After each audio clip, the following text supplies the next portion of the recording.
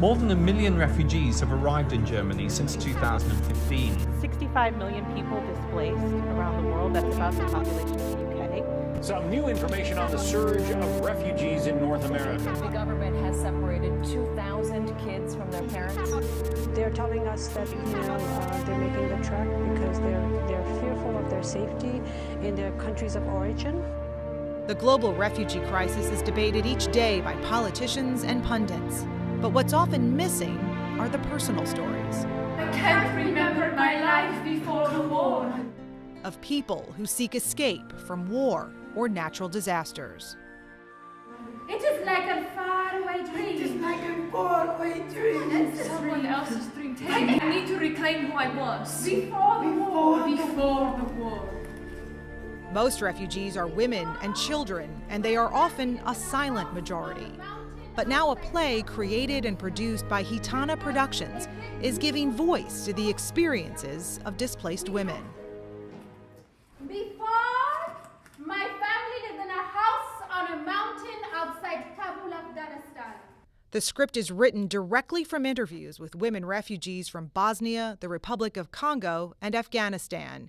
It's a genre called verbatim theater, meaning all of the stories, which are sometimes painful, come from interviews with real people.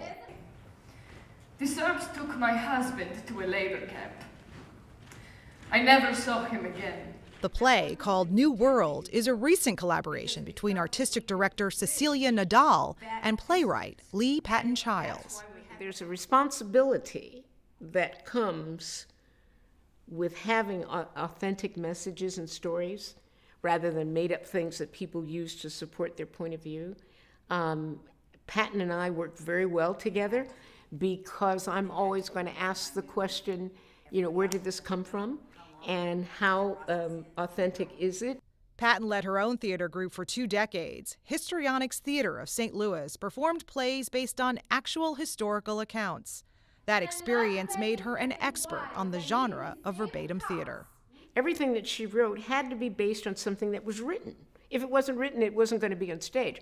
So she's got the discipline and skill of taking the words of real people and then putting it into what's there.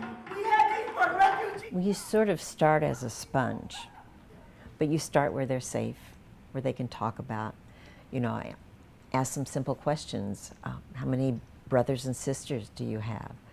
And the translator would ask, and then the question back would be, do we count the ones that are dead? And I said, yes, the dead count. You just have to start peeling back from where they are safe and let them hang on to that so you can take them forward.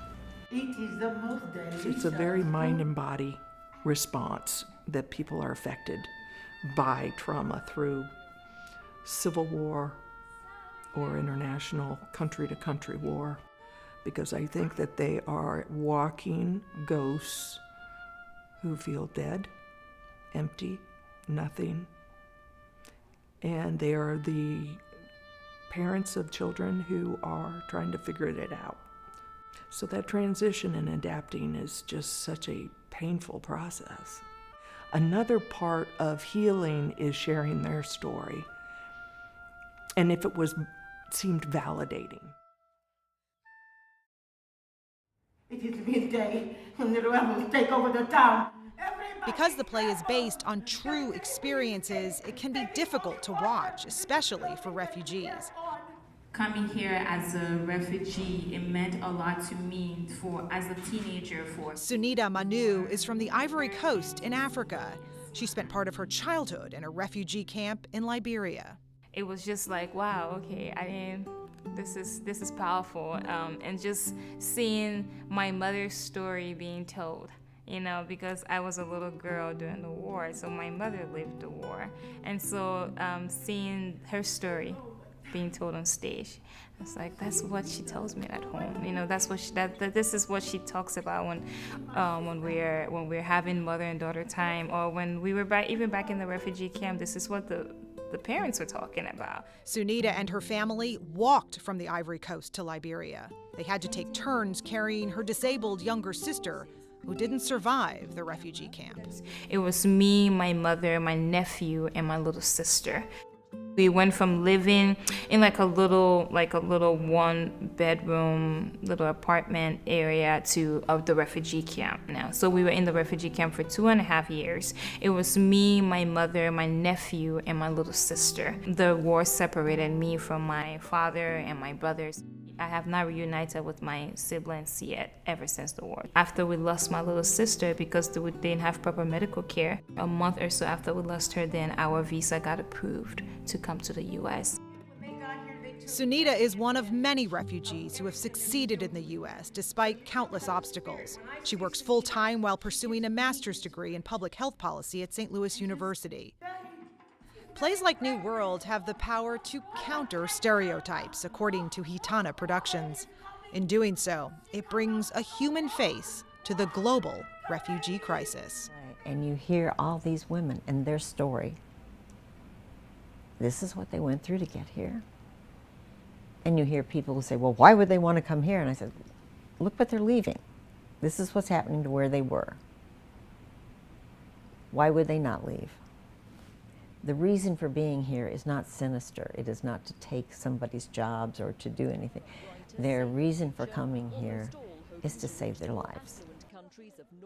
Verbatim theater is so important, and it tells you the truth. It tells you the story of where we're from, and unless we understand that, we can't understand each other now.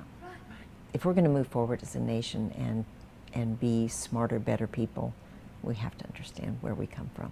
That's the only way we open up brains. You know, the counter to being too cerebral is heart and authenticity. And if that can be brought to people, just maybe, you know, the brain rethinks what it has taken as kind of a soundbite, and it's more reflective and more critical. If we don't accomplish that, if we don't hear people say, how can I help, what can I do? Then we haven't achieved what we wanted to achieve. That's the magic of theater.